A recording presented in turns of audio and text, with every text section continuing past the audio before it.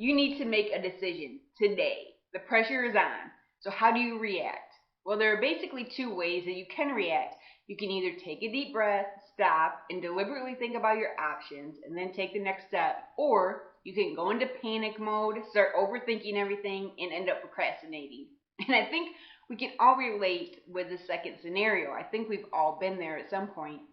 And even if you consider yourself a good decision maker, generally speaking, there are still going to be times where you're going to fall into this second camp of panic mode and procrastination. So what do we do in those instances? Well, that's what we're going to talk about today. Regardless of what this video may look like, because I can, we got all our Christmas going on behind us here. It's Christmas in the Stay in Hope house.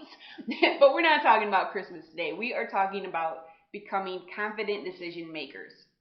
And I've developed a 3-step process that I think will help get you there. But before we get into that, take a minute to think about a decision that you need to make, maybe something that you've been procrastinating on, and have that in the back of your mind as we go through the message and as we go through the 3-step process, so that will give you something to relate it to. So we are going to get to the 3-step process, but before we get there, we first need to understand why we are horrible at making decisions. And I think the reason is because we don't take the time to consider our why for making that decision. And once we understand our why, the answer will be obvious. So why don't we ask why? Yes, there's a lot of whys going on here.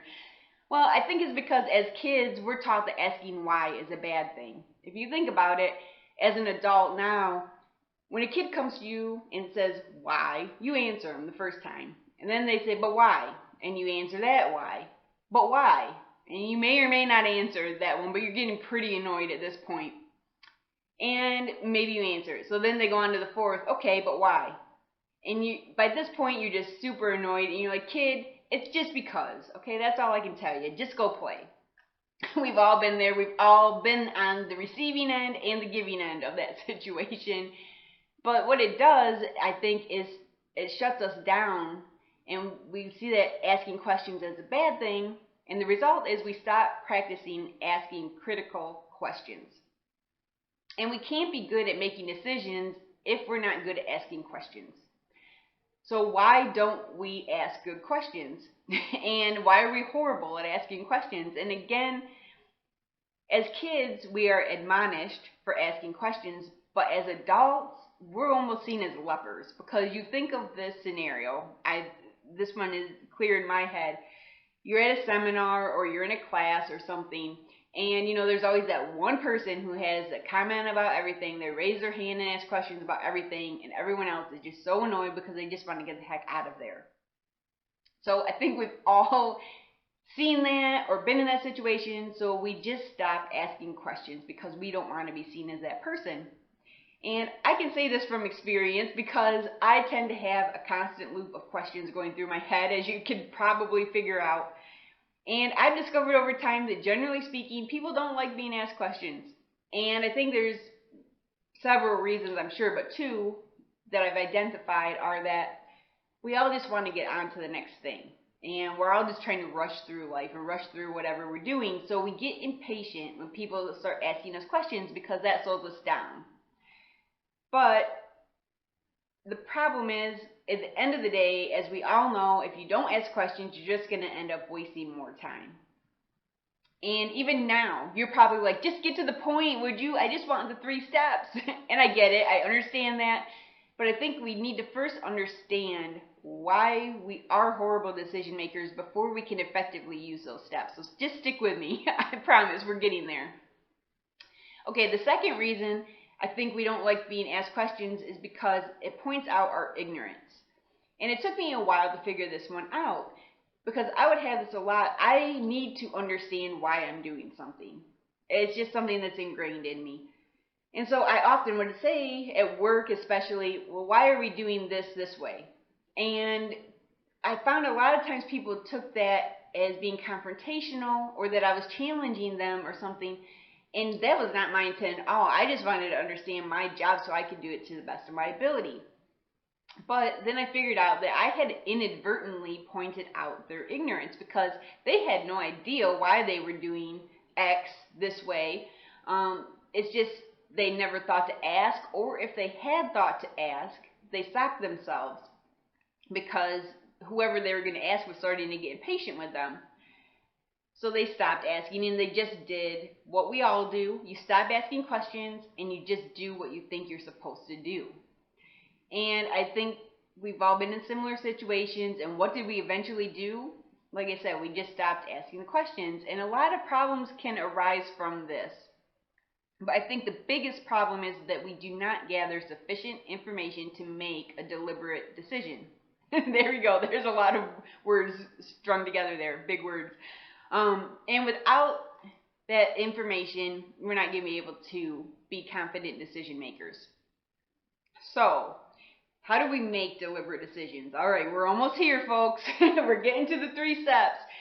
But there's one more thing that you might need to do before you move on, and that is the first step is going to involve core values. So if you have not already identified your core values, you may need to do that. And I have a post that will help you do that. If you go to the narrative post for this video, then you will find a link to the core values post, and that one will help you identify your core values, or there's actually a link where I can help you out with that too, if you'd like me to.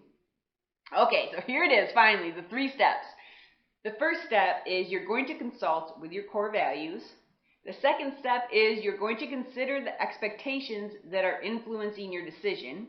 And the third step is you're going to decide if you are willing to accept the worst possible scenario. Okay, so let's bring these 3 steps home through a real life example to show you what I mean by this, how this process would look in real life. So I go back to something that happened in my 9 to 5 days as a CPA, and I screwed up one of my clients' estimated tax payment calculations. And so what happened was that not only were their taxes underpaid, but they now owed penalties and interest. So I had to decide how I was going to handle that and maintain the relationship with the client and, not tick off my boss and all this stuff. So rather than procrastinate and rather than make a rash decision, I actually followed this 3-step process, although I didn't realize that's what I was doing at the time. But I gathered the information that I needed to make a deliberate decision, and I consulted with my core values first, step 1. And my visceral reaction was, of course, to protect myself, to somehow try to figure out a way to hide my mistake or spin it somehow. But my core value of authenticity would not allow me to do that. So the only option that authenticity gave me was to own up to my mistake. So I moved on to the second step, and I considered the expectations that were influencing my decision. And there were basically 3 expectations that I had to look at. First was my own. I was expecting perfection out of myself. And of course, I had not delivered on that. The second expectation I was looking at was my boss's expectation, and I actually knew he was not expecting me to be perfect, and I knew he expected mistakes occasionally, and I knew he made mistakes himself. So, that's what he was expecting. He was expecting me to do my best, but never make a mistake. That doesn't make any sense, but you know what I'm saying. Okay, so moving on, the third expectation that I had to consider was my client's expectation.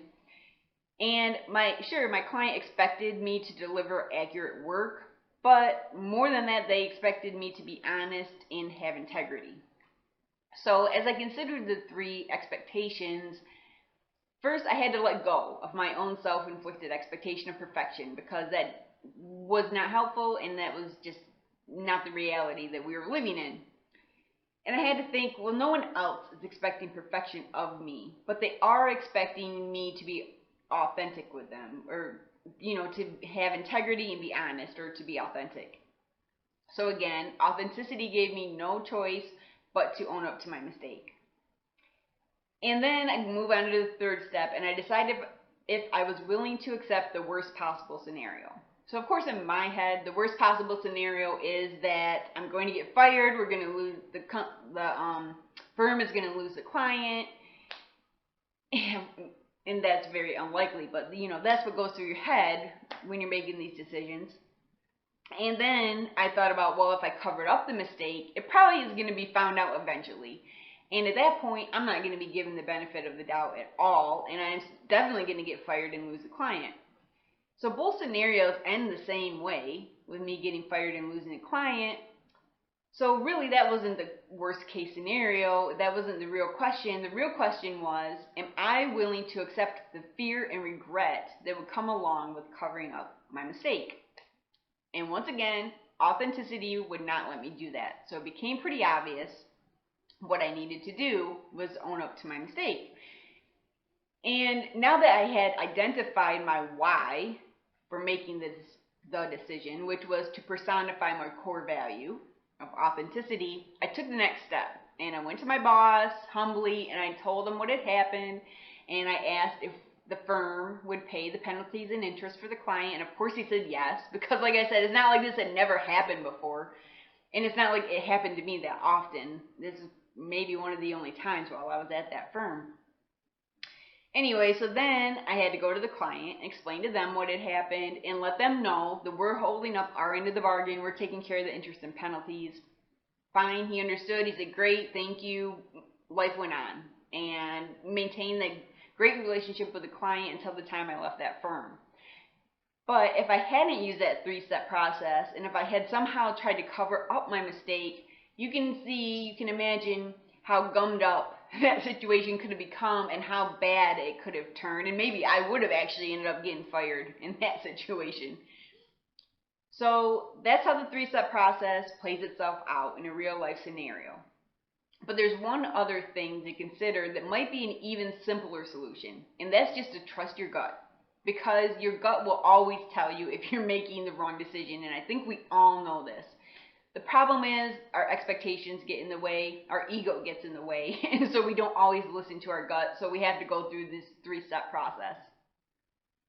So what decision did you decide that you needed to make at the beginning of this video? And can you see how those 3 steps might be able to help you get through it? And of course, your decision might be a little more complicated than mine was. You might have to gather more information than I did. You might have to go talk to some more people. But do yourself a favor and try going through this 3-step process, because I don't think you're going to regret it. Also, I put together a worksheet that will help you do just that. So check out the worksheet. And until next time, stay curious.